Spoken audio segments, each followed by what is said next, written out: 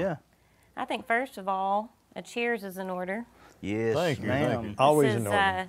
Thank you. 65 Thank you. years of That's right. Selecto, Thank you. and tomorrow Selecto Hits will be getting a brass note Yep, unveiled yep, on thank Beale you. Street. So cheers to you guys. Thank you. Thank you. Thank you very much. It's my honor to get to sit with you guys today. You're my family, and I love you, but Oh, you're that's great. Isn't it? you're giants in the music world, and It so is your honor, I'm sure. Yeah. It is. It is my already. And by the way, for people who don't know, this is my daughter, Howard. Yeah, that's right. Yeah, Exactly. that's right. Yeah. My And daughter, this is Howard. Jerry Phillips, Right. my dad, Yeah.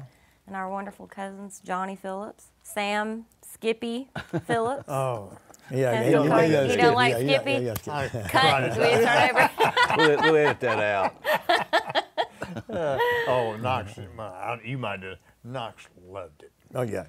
He never call. He couldn't even say Skip. Yeah, yeah. Hey, Skippy, what's Yeah, up? yeah. That's where I But got he it. always okay. said that. He I'm always gonna said tell that. I at least dropped it down to Skip. Yeah, yeah, yeah. Yeah, you did. You're right. Dropped Yeah. it down to Skip. Yeah. I ask him all the time, so how's Skip doing, you know? Yeah.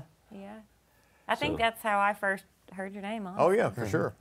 Well, that's For what we sure. called him all through growing up. I Sure mean, did. you know. Which Well, I he- don't think it's a.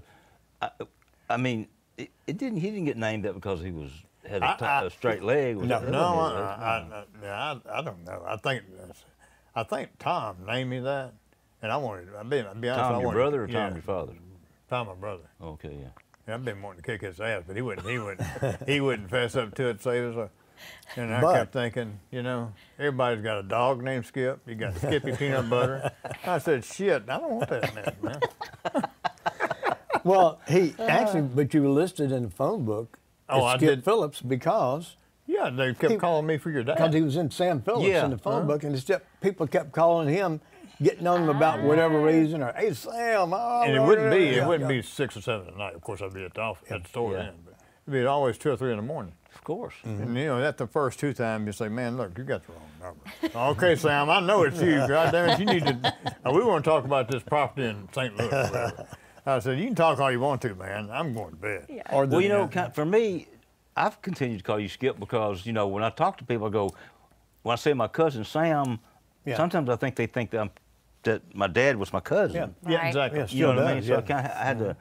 I should have said asshole instead of Skip, and then they'd known exactly who I was talking about. well, people think he's my dad, so it's That's when I say true. This Sam, is getting yeah, worse yeah. and worse for you by the minute, Sam. Really getting bad. It's Don't going know why you downhill. agreed You to do never should have this. said anything about not liking Skippy, because then it just going attracts downhill. attention. But I told your dad, and he came in one day. I just had a bad day. He said, "Skippo."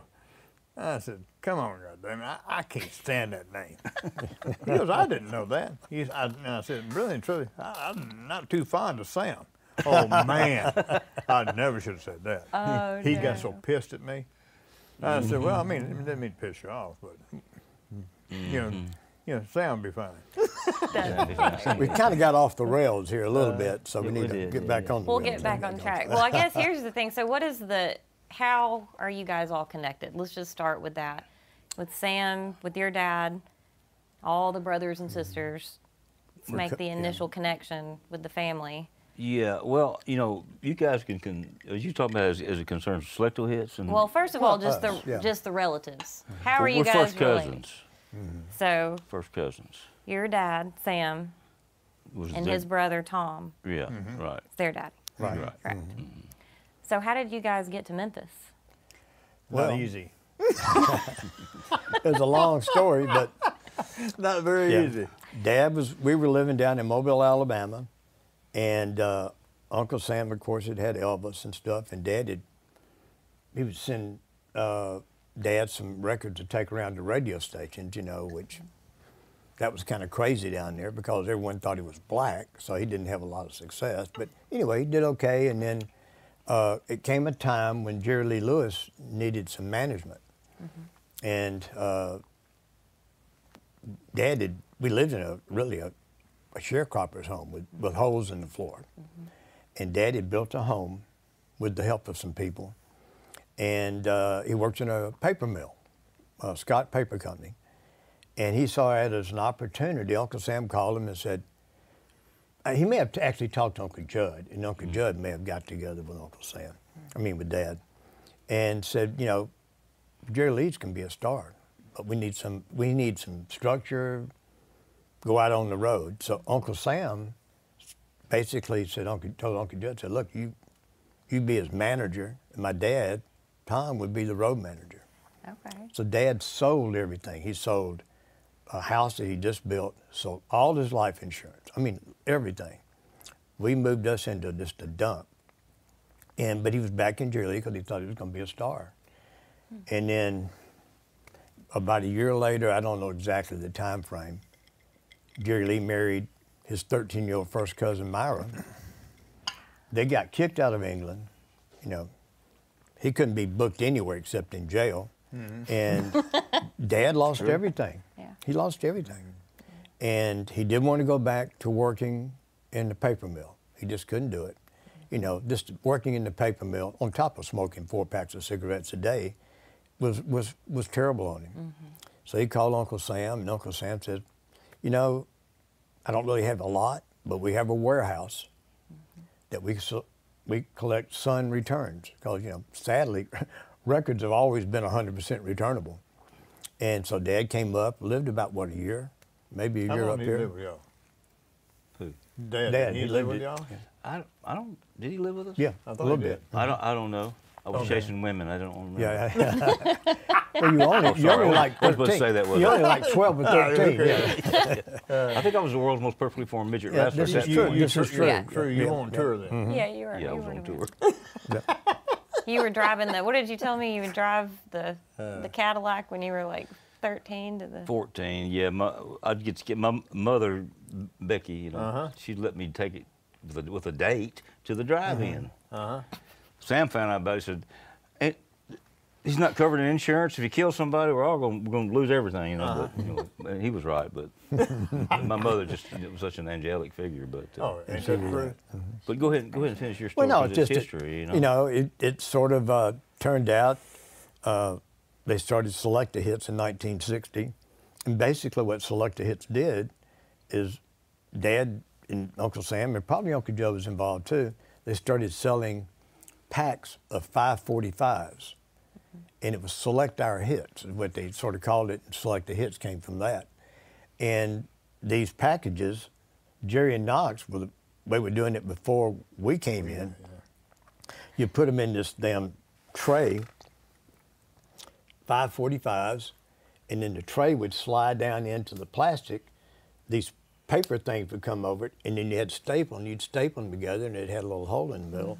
And Dad was selling them at Safeways and stores. And they would have, like, if I'm not wrong, they like on the outside of, not in between, but there'd be like a Jerry Lee Lewis or A Johnny Cash a Johnny on Cash outside, on either side, and in the middle of it was like, you know, Yeah, Sonny Burgess yeah, yeah. or. And the what thing was is, strange, it was stuff that didn't mean anything back then. Those wind up those being out being the worth- collector's thing. Yeah, It right. was the stuff that was in the middle. That's wild. And then that It just is kind of, wild. But you know, Select-A-Hits that kind of when developed you think from about that. entrepreneurship and what to do with, you know, the returns. And I don't know if everybody knows what returns are, but if a distributor about 1,000 records or something, they don't sell but, you know, 300 of them, the other 700 would come back to the record company. And so there was records coming in there that weren't sold. So what do you do with them? You know, and they're in this warehouse. And so I don't know who came up with that idea, but it was a brilliant idea, really. Yeah, I think your is. dad maybe came up with it, and he and Dad anyway, that's where I understand it. Yeah. But it came in, wound up being, but even wound up, he had to have help, which was you and Knox, right? Yeah. Well, they were the Then first people John working Adams, down there. Then Yeah. John Adams came along and helped out a little bit. They were the first, Knox and Jerry were the first employees of Select-A-Hits. Unpaid employees, by the way. No, I don't think so. I If you're in think the he, Phillips family, you're not going to get much paid much. That's for damn sure. Uncle Sam and Can Dad attest didn't to that. believe in child labor laws. oh, at that Yeah. no, didn't care.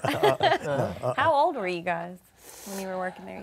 What year was that started? I That was in 12. 60? 60 or So we were the September same 14th. age, No, basically. I'm older than you, so I would have been Not much 12. older. No.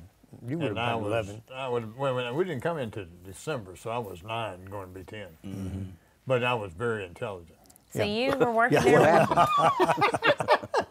You were Well, the driving force behind well- Select-A-Hits at 11 years old or 9 Let me years work. old. I need yeah. another drink, and I'll work on that.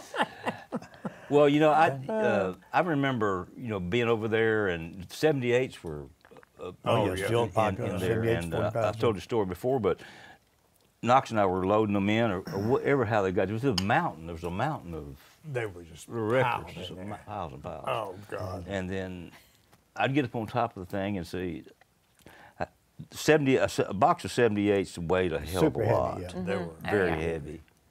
I'd go, hey, Knox, brace yourself. I'm fixing to throw you a box of 78s, you know. So he'd sit down there like this, and then I'd throw the box. It was an empty box. And he was expecting the 70-pound box. He'd go, bang, right in his face, you know, right in his face. I bet he wanted to kick your He ass. did. He did want to kick my ass, but. And then we did that to, you know, Tom Harris. Y'all remember Tom? Yeah, Oh, sure, Tommy, yeah, yeah. Tommy Harris, yeah. Tommy, he came over there. We pulled that trick on everybody Oh, yeah. that came Yeah. in there and said, it's going to be heavy. But, Yeah, we yeah, cleaned you know, up. I've always respected these two guys a lot because, you know, when the time that they came up, which was it 1960 or something? December of '60. You know, Sam had already been successful. Oh, yeah. And we had moved from what do you call it when somebody lives upstairs? A duplex.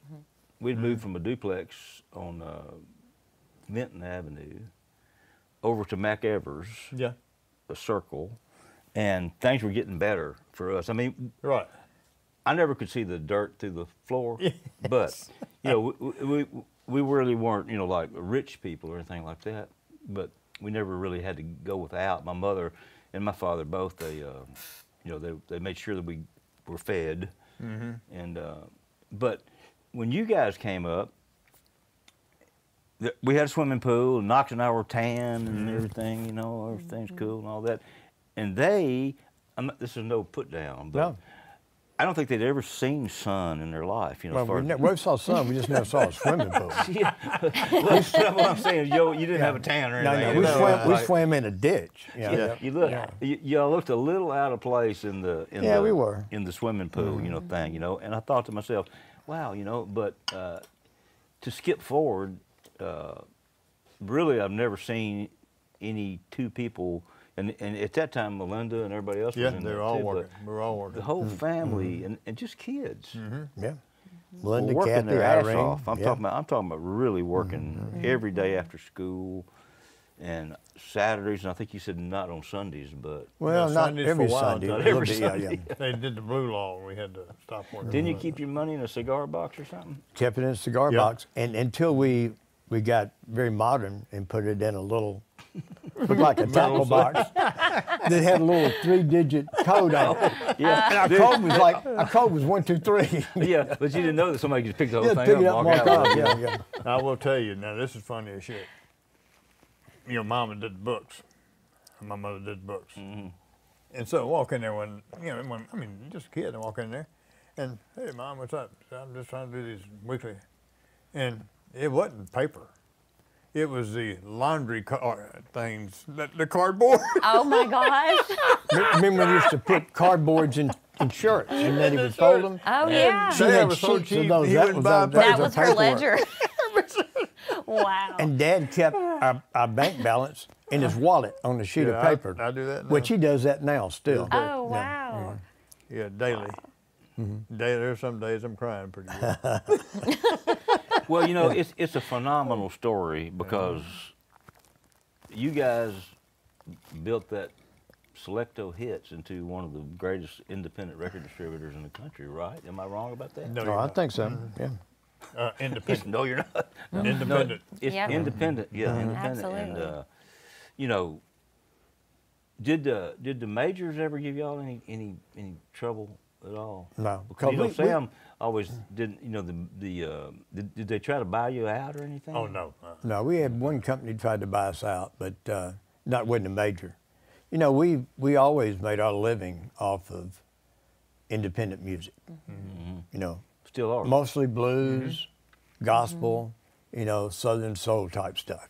That's where we made our money. You know, we didn't have a piece of the pie. We sort of had crumbs, but the crumbs mounted up, you Oh, know. yeah. So we were able to do pretty good. Yeah. And then we got into the rap side real quick. Yeah. And we had some huge hits with the rap business. You know, we were one of many distributors. On your label? No. No, in different labels. just- It just, Just just as a distribution. distributor. Yeah. I mean, we're talking about some big ones.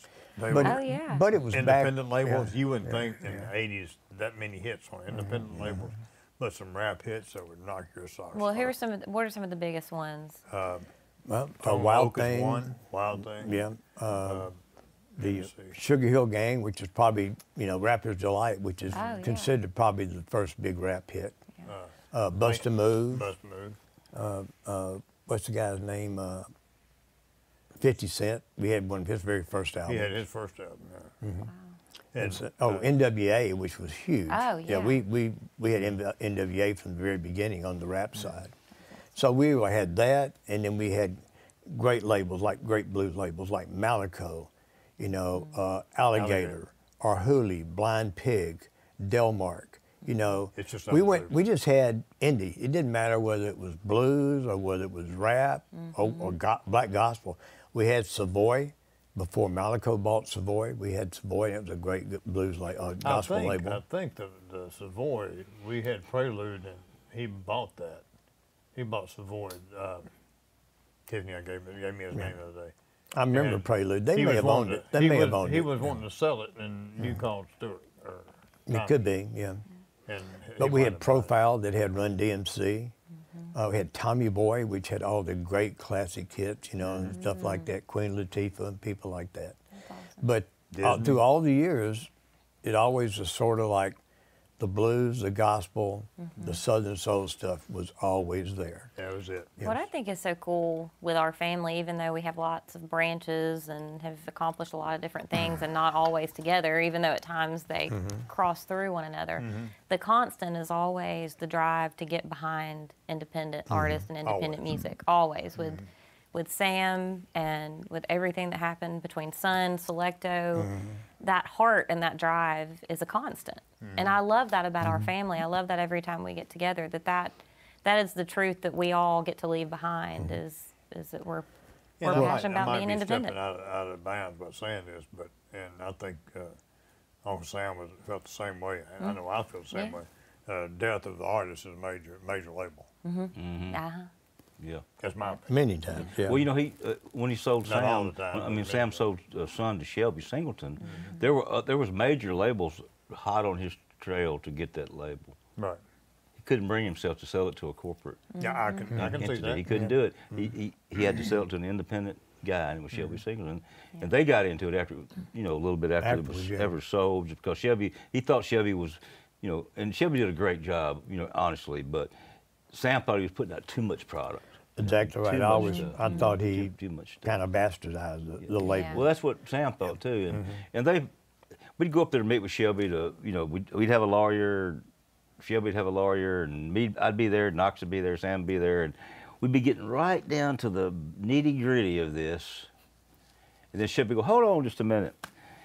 He'd tell somebody, say, bring those watches in here, and he had like Sun Record Company watches. And give Knox one, give Jerry one, give Sam one. Yeah, hey, look what I've got, man. Aren't these great? Aren't these great? He killed the thing. But it's a good story. But I got a question for you. I mean, what do you guys think was the catalyst for your success as record distributors? Did people come? Did they just all of a sudden find out you were a record distributor, or did they call you because they knew you were a record distributor, or? Well, to me, the turning point, to some extent, was when there was a record distributor here in Memphis called Hotline, Jim Crudgington. Mr. Crudgington got cancer, and he had a bunch of great labels, blues labels and stuff. Malico was one of them. Malico was one, Alligator, and he had no one to take it over. He had a daughter, but she wasn't interested in it. And we were their best customer. So what we did, we contacted those labels and said, look, you don't have to lose any money with Hotline. We'll take that inventory and we will pay you for it eventually. But we know we could sell it. And then that's what happened. We kind of developed it, and then once we started getting those labels, we started getting more and more labels. So what? Were you guys older at that point? Oh yeah, we were. I'm younger than I am now. I know, but I mean, we all actively involved. I mean, I know you were always actively involved, but I mean, was 28. in the deal making process of that. I was yeah, 28, yeah. he was We did that decision 32. ourselves. Yeah. Yeah. That was in what, mid-'70s or whatever. 79. When did your dad die? 87. 1987, October 3rd. Yeah. But he'd gotten out of the business when we sort of bought him out. All he wanted to do was get a paycheck. Yeah, he did. So he'd come by every Friday, pick up his check, and then he'd go. Yeah. Man, I'm gonna tell you what, Debbie got a not Apple. What do you call it? Mac The MacBook. computer. Macintosh. Macintosh MacBook. computer Yeah. for do books. I think she paid. I don't know. I mean, let's just say $2,500. And he came in one day. He goes, "What is that?" And I said, "That's a computer for Debbie to keep books." He said, "God damn it, you're gonna go out of business if you keep that up." I go, "What?" She's trying to keep the books. He went, your mother did it on those things. On I cardboard. said, "Yeah, but Dad, we're doing more business, as far as Right. quantity of business." Right. Yeah. And then we took it over. We started closing at what, 5:30 to 6. We opened what, Oh 8:30. God, that didn't work. What a sin. Oh God, he That thought, was a sin. you would have thought the world had fallen. I mean, it was unbelievable. He goes, "Yeah, you're gone. You're not gonna make it." Yeah. But we could not work, 8:30 to 9 o'clock every night. No. And so we just couldn't. We had families then. There's only And so, we just couldn't do it. And then at some point, Kathy came in, our sister Kathy, and we sort of decided, okay, we're going to try to concentrate on the independent distributing. Kathy was going to do the one stop, which is one stop that you buy from all labels, including majors, and you sell them to the smaller stores who can't afford. They can't buy enough to buy from the Columbias and the RCAs and whatever. And so that's sort of what we did, and it just kind of grew from that. But we worked real hard. Our Dad always taught us that you treat everybody fairly. The old adage, treat people like you want to be treated. That's the way we did it. That's the way we've always done it. We still do it to this day. It makes a difference. There's still people out here who value a personal relationship. Now you still have corporates, corporate companies and record labels and people like that, but you still have music people. Yeah.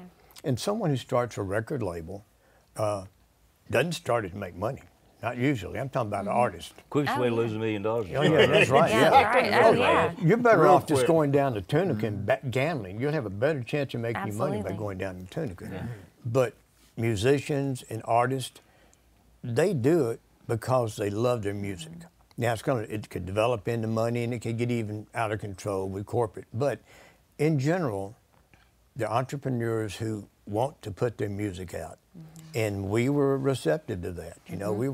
We were more than happy to deal with people, and we didn't turn down very many people. I mean, if someone came with something that was good, pretty good, and then back then also, radio was really important. Oh, yeah. You'd have regional records, you'd have records. Memphis was a huge key market Oh, in yeah. radio. And the 60s, 70s, and part of the 80s as well. It was a big market. You broke records. Oh, It yeah. doesn't anymore.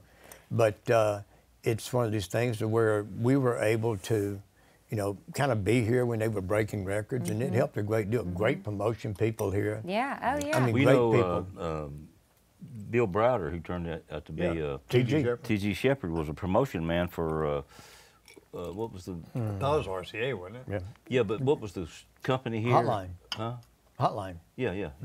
I talked to Bill yesterday. Did you? TJ, I yeah. talked to him too. I still call him Bill. Everybody Yeah, calls him. I still saw call him in Bill. 2002, and he came but- by. We had a sales meeting at Peabody, and he walked by me, and the first thing that came out was Bill Browder. I didn't think about anything. I said, "Hey, Bill, what's going on?" Yeah.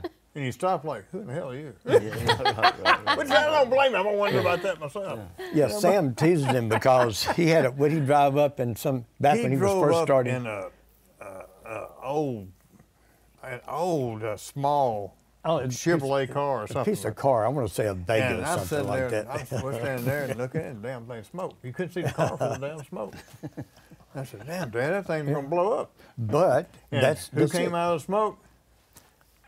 Bill Browder. Yeah. Yeah, right. Yeah. But he was the epitome of a promotion man. He was.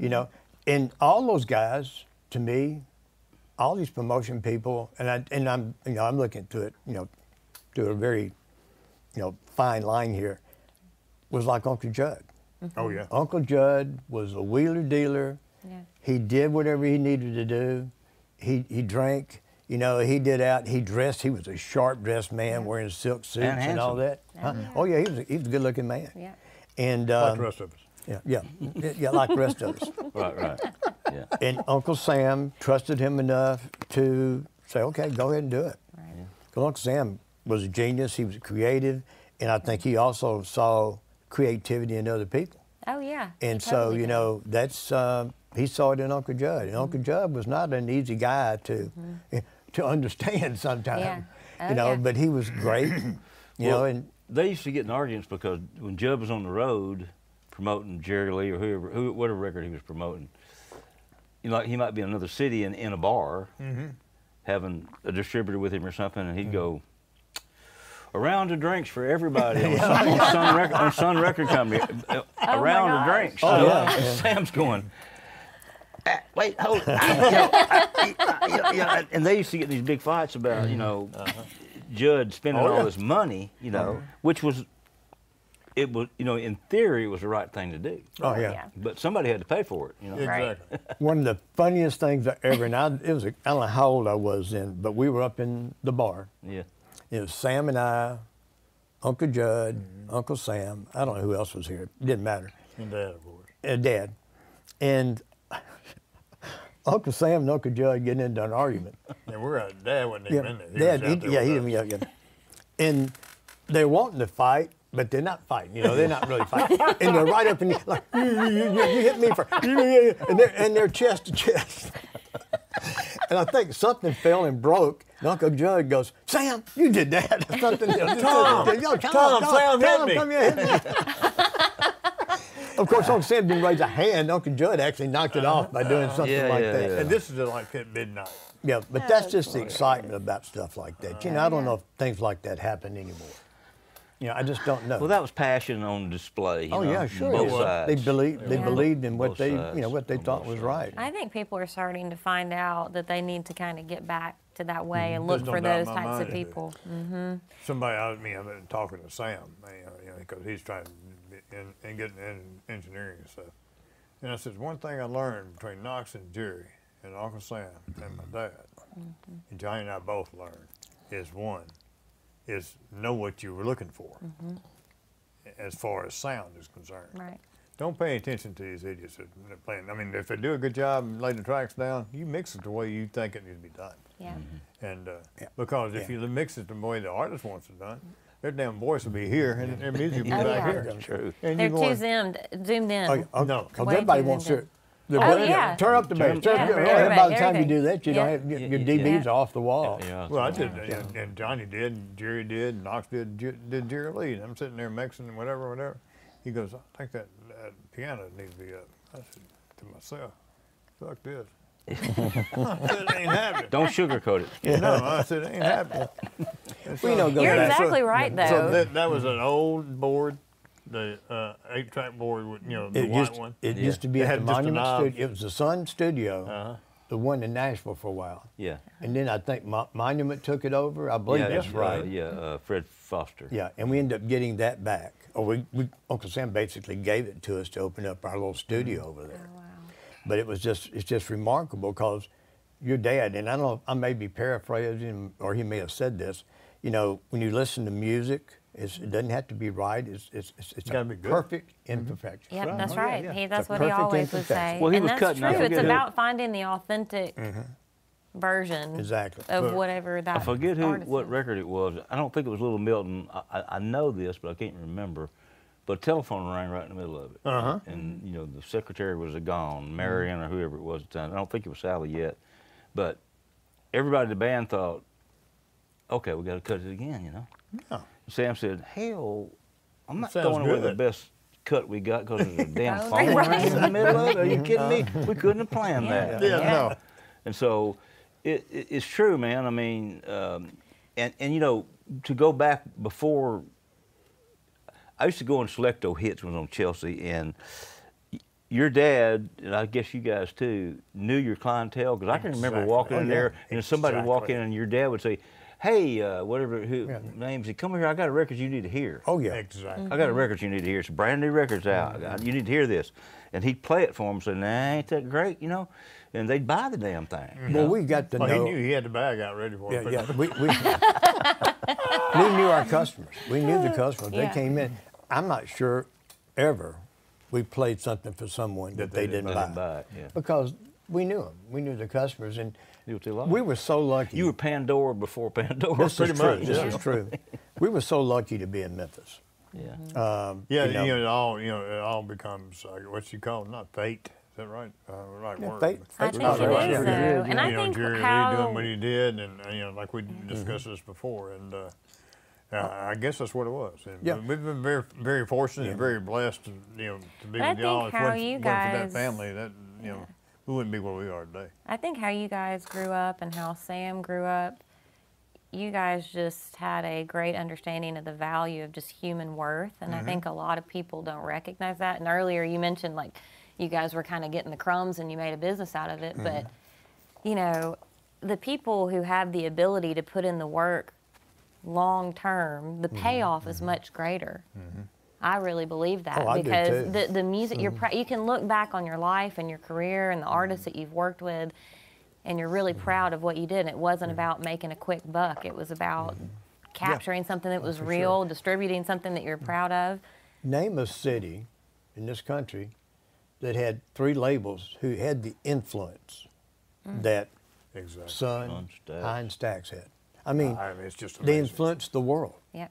And we were lucky to be involved with that and distribute that music. I mean, we're extremely lucky to do that. Absolutely. You know, you got Motown, but Motown cut hits, of course, but were not necessarily groundbreaking music. It was like urban pop type Yeah, stuff. it's just good. Yeah.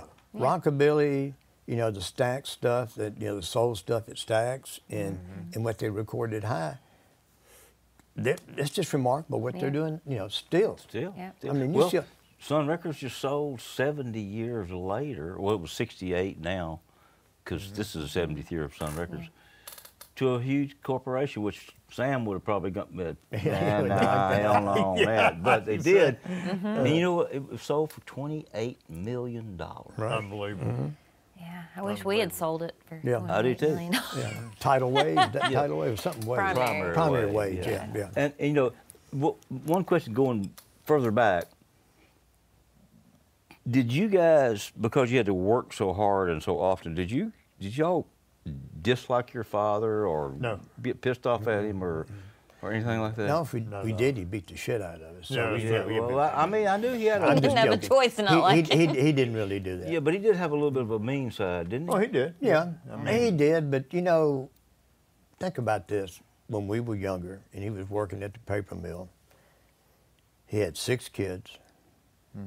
He had a crazy mother-in-law. Amen.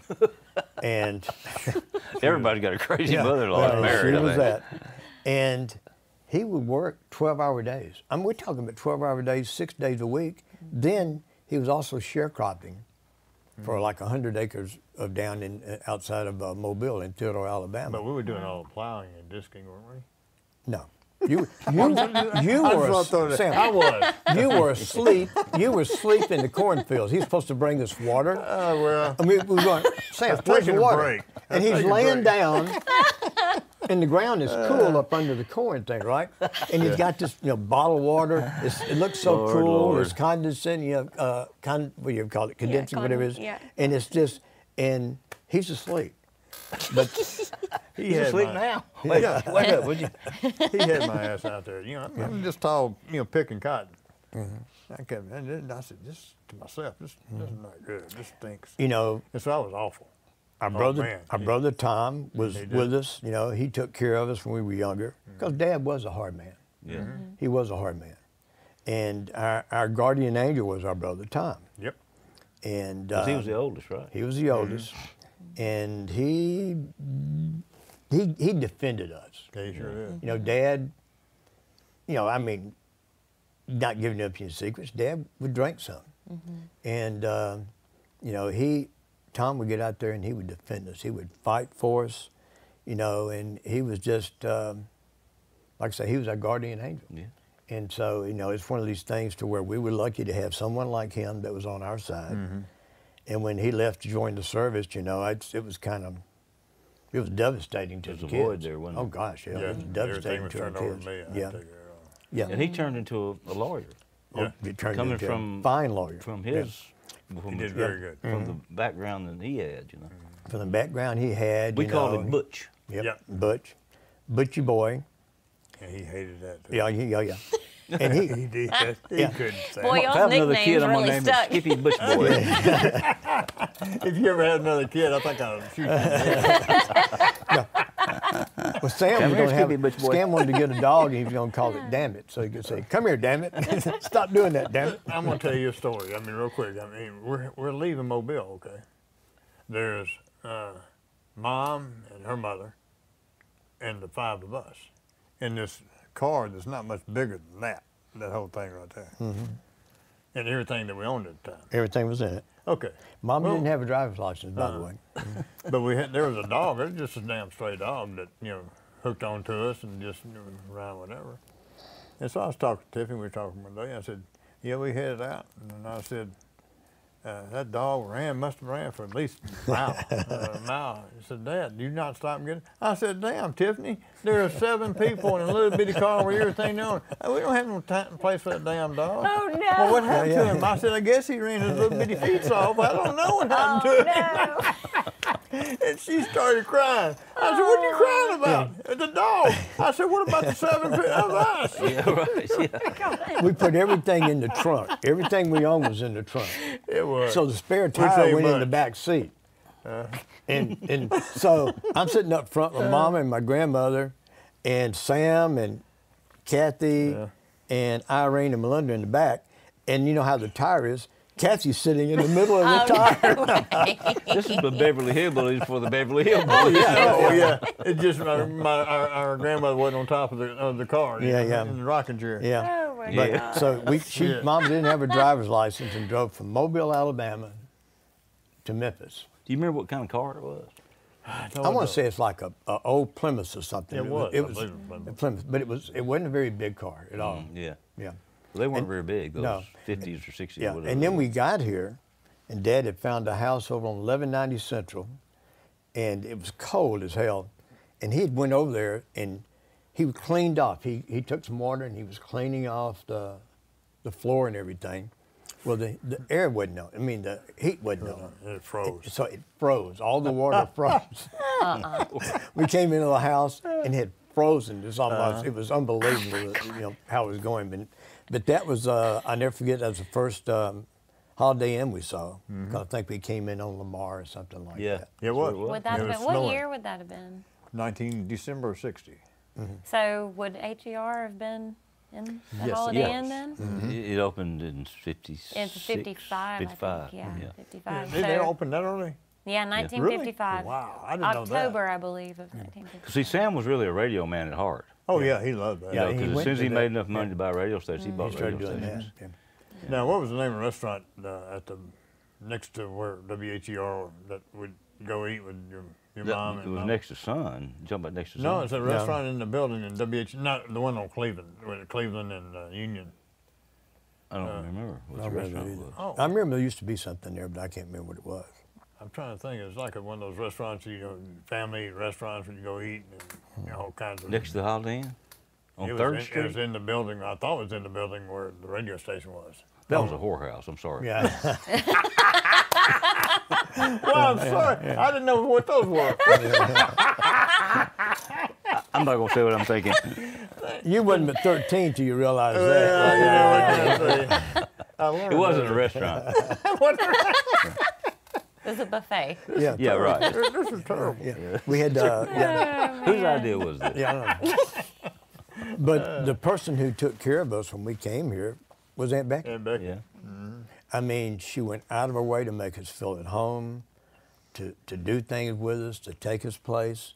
I mean, one of my greatest joys, and I remember it still this day, was taking us to a Crystal over on on Summer Avenue. No, not Summer. Poplar across from East High School. Right. Yeah. And I forget what a Crystal was in 6 cents or something like that. Yeah. Maybe. I'm going, my gosh, this is great. Yeah. Yeah. Took us to a drive-in movie. Yeah, and we You never weren't been to a paying. drive-in? Yeah, yeah, we wasn't paying. Yeah. She had a way to make every Yeah. Oh, she was experience the terrific. best, no matter what you were doing. I was telling Dad earlier that she would pack a picnic and put her little folding aluminum chairs in a car, and we'd go visit my Aunt Arlene off of Sycamore View in the nursing home over there. And I would be so excited to go. We were going to take our lunch do and that? sit, and she'd take Oh, me and wow. Roxanne, and we'd go sit with Arlene under the tree off That of is so Sycamore cool. View. And but we thought it was the best. I would really love for someone to watch me try to convince my kids that going to visit my sister in the nursing home would be fun. Yeah, There's no way. I Yeah. mean, but it was with I called her Ma, but most people called her, Becky. But she was something. She you was know. an angel on She earth. was. She's an really angel on was. earth. She- I remember She would saying come, that. she'd come over to the office all the time, and get out of the car or whatever. So what's up, sweetie? How you doing? I'm doing great. She was going to hug you and all that, and she'd be looking for a certain album or a certain song or something like that, and we'd find it for her. Yep. sure Well, enough. she was a real music lover, because she Oh, no on doubt. WHER, she Did she was have the a one. jazz show or something? Or she programmed like a jazz show or something? She programmed the whole radio Oh, yeah. station. Yeah, she did the whole thing. And she but went that's through how her every and Sam song. met, She went was through over every song. Said, "No, you can't play this one," or "Yes, you can play this one." It was all because it was all girls, and it had to be. It couldn't be raunchy or anything. You know what I Right. mean? So she went. I mean, she was Well, the dedicated. tempos were on the back of all those records too, and that's how they would program everything, was by pulling by tempo written on the back of the vinyl record. But she was something, and to our mom, Aunt Becky and Aunt Dean, Yeah, our mom, it got to the point where she was in a wheelchair, and she had put on some weight because basically her disc in her back imploded, and she could barely walk. She could get up to get out of bed to get in a wheelchair, and Aunt Becky was a very small, very petite little lady. She figured out some way, her and Aunt Dean, to come by and pick up our mom, maybe once every other week or so, take her out to eat. Or Mom used to spend a whole day just getting her hair done. That was, she looked forward to stuff like that. Yeah. So, that she was there, and you saw it, but she was just a wonderful, wonderful It lady. was the greatest. She'd Yeah, pack every yeah. time we'd go to my dad's on the river after my parents divorced. She'd show up with a cooler full of food, Yeah, that girl. for us to take. She just was always thinking of everybody else her whole entire life. And I think about Jerry and Knox. Oh yeah, all the time. Every chance you guys had, you grew up with a flamboyant father, and you could have been jerks. Yeah. You met so many people and did so much, but it was Aunt Becky's influence on you Yeah. that grounded you. Yeah, No doubt. it And was. yeah. Yep. And Absolutely. and she affected so many people. She did. As Well, did- it's like when Sam. I'm going way back now, but when we moved to Memphis, and he was working at WREC, and he was mixing the big bands at the Peabody, and feeding it to the networks, and he was doing that. He was maintaining the PA system at the Rustwood Park. Was I he? didn't know I that. didn't know Yeah, that. he maintained That the is PA so system. cool. And Didn't know that. he opened his studio. So he had his radio job, his PA job. huh? The PA at the The PA, and then the studio. And so at some point in time, he came home and said, he'd already had, this was his second nervous breakdown he'd had. He said, I've got to let one of these things go, because I'm working Too much. 18, 20 hours a day. I've got to let some of them go. So he's getting paid from the radio station. So he says, I'm going to let the radio station job go, and I'm going to stick with the studio that I'm recording Black Artists in 1950. That's so cool. And my mother said, whatever you want to do, we're behind you. We have that much faith in you. We know you're going to be successful at whatever you want to do. And she could have said, "Are you crazy, son of a bitch? We got two kids. We got 2 kids, and you're going to give up your Right. salary position to record." My mother was nothing like a racist or anything, but I'm just saying. no. But she said to record. And I mean, 1950. You got to remember that was a super segregated society. I mean, you're talking about segregated. It was segregated, man. I mean, it was white water coolers, black water coolers, white restaurants, black restaurants. I mean, it was. So he, he was a rebel back then, but that's what he wanted to do, and he rolled the dice, and it could have gone the other way. Could have, Could it? But it didn't. but it didn't didn't. because he knew what he was looking for. Yep. And he worked hard. And, he didn't just record them and throw them out there. And, I mean, he was out there working them too. Oh, he You was. know, I mean, it wasn't just Dewey Phillips playing. I the would record remember on him the radio. leaving with a trunk full of records and going and stopping at every radio tower he saw, which would be the transmitter house, but he'd figure out where the damn studios were, and he'd go in and try to get them to play his records. And I mean, he was doing like, I don't know, 80,000, 100,000 miles a year, promoting those records That's himself. unbelievable back then. Yeah, it's unbelievable. No interstates, anything like that. But I mean, it's just what it all filters down to is like Hallie, for example. Hallie has helped me so much, just like you guys, helped your dad, even though he might not have knew it. I don't think he did appreciate it, but that's cool. Yeah. Yeah, that's Yeah. right. But my dad would say, we'd say we're going to the beach. He'd go, well, hell. He'd go, those damn beaches make you lazy, man. I said, go ahead and go, but get your ass back as soon as you can get back. We got work to do. You know what I mean? He was one of those guys that looked funny on the beach, or he looked funny at your basketball games, or he looked, he didn't look like a normal person, fit in. sitting there. He just didn't look. He look wasn't like comfortable, probably. Yeah. I mean, he just didn't look like a normal person. He wasn't. But Well, the molecular structure of the room would change when he would walk in. Yeah, it would. I mean, it's the truth. He was a different kind of creature. when I got my around first us. tattoo, he said, "Well, if you want to be a freak, why don't you just cut your damn arm off?" I thought, well, thanks a lot, Dad. I feel really good about this Yeah. now. Those soothing words. Yeah, Well, he was a soothing. smart man, though. Not just smart in music and stuff like that. He read a lot. When he went to the knew. doctor, they had to make a 2-hour appointment for him because he studied up on what he thought was wrong with him so much, and he had all the right questions to answer. And sometimes he stumped the doctors. Yep. Seriously, Yep. he did. I'll never the doctor, forget this. What's his name? One of his main doctors told me, every time your dad comes in, we got to give him 2 hours. Yeah. 'Cause Oh, he- yeah. 'cause I'll he- never forget our sister Kathy. We lived in West Memphis at the time. Was driving into Select the Hits on I-240, and had an episode. We thought it was a brain tumor. She got off the road. She ran off the road, Yeah, they did. and in the medium, and hit, those restraints that she had. And she hit it in such a way that it kind of slowed her down, and a guy jumped in the car Who's and this? stopped it. Kathy. Kathy. Okay. 1995. 95 when Yeah. Doctor got sick. Yeah, same year. And so we're going, she went to the hospital, and the doctor's going to do the surgery on her. 'Cause we all thought it was a brain tumor. They thought it was a brain tumor. And the doctor comes in to talk to everyone. And does anyone have any questions? And we were asking some questions, and all of a sudden, Uncle Sam starts ask these questions. I mean, he asks, boom, boom, boom, asks these questions. And the doctor goes, "You must be Sam." Because he knew that Uncle Sam knew about this stuff, and he was right on every time. Wow. Luckily for Kathy and for us, thank goodness, it was a tumor on the skull itself. So all they did was cut it out, took it off, and took it off. But Wow. he was that first, and now, how much he'd read before that, I don't know. Yeah. But he knew it. I mean, he was right on top of it. He asked the right questions. Yep. We Well, he were- was so we were- smart, but he knew yeah. he understood psychology. But we were dumbfounded. We were scared to death. We didn't know what to answer questions. So he did. I knew it had to be a pretty big tumor because she didn't have much of a brain. Sorry, Kathy.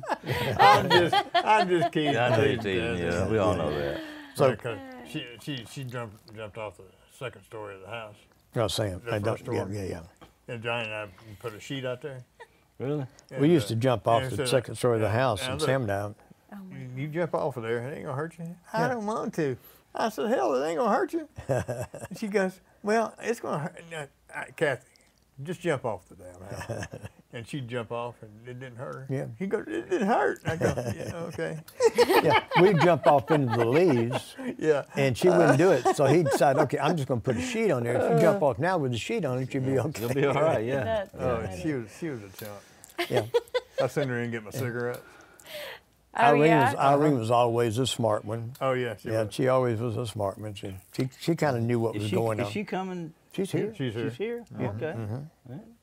So speaking of being here, how many memories do you guys have doing stuff here in the studio at St. Phillips Recording? I loved every minute of it. Every one I think about it all the time. You know, what little bit we did, because he was helping and training Knox and Jerry. I mean, we just learned stuff. They would let us maybe plug in some stuff out here or whatever. And that's the only learning we ever had, Yeah. studio-wise. It's great memories. Well, I remember coming Great. over here and doing a couple of sessions.